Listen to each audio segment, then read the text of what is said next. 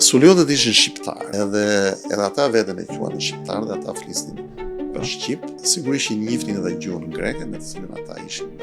në kontakt. Vetë historiografia greke në fillim nuk i thot as grek as shqiptar, por kishte gjetë një emër të ndërmjetëm duke i quajtur Suliot, e cila në fakt krijonte një identitet tyre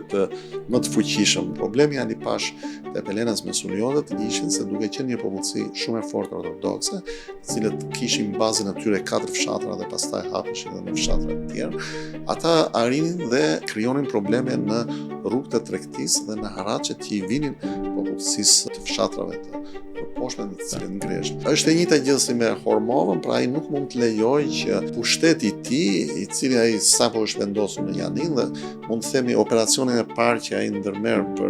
pikërisht për nënshtrimin e këtyre fisëve tribale shqiptare është pikërisht ndaj Suliotëve. Ai është vendosur në Janin 1788 dhe 4 vjet më vonë, 1782, ai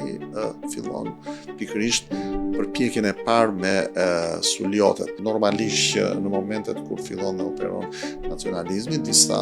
zgjedhin sipas përkatësisë gjeografike ose religjioze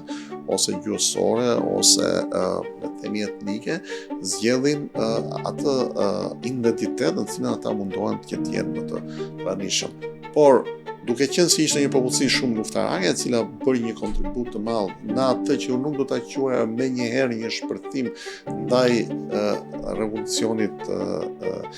si një revolucion grek, pra me një ide shumë të qartë që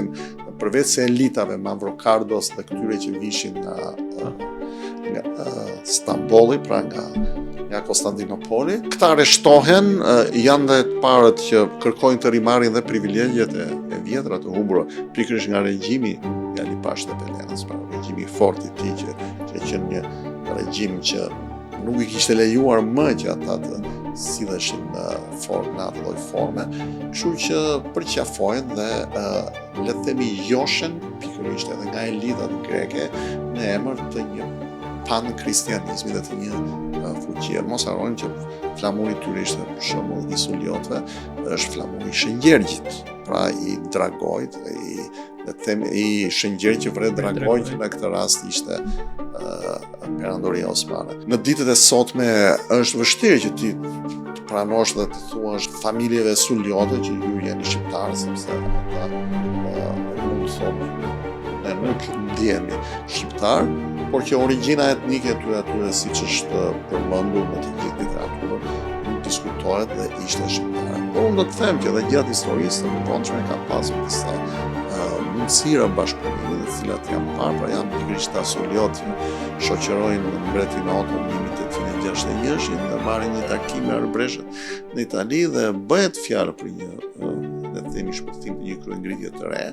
në të cilën ishin, por që vizioni i tyre shtrihej gjithmonë që edhe kjo pjesa e Shqipërisë që kishte mbetur, pra i jashtë quajturi Vorjo e Pirë, domethënë të bashkohej pikërisht me këtë pjesë në një administratë.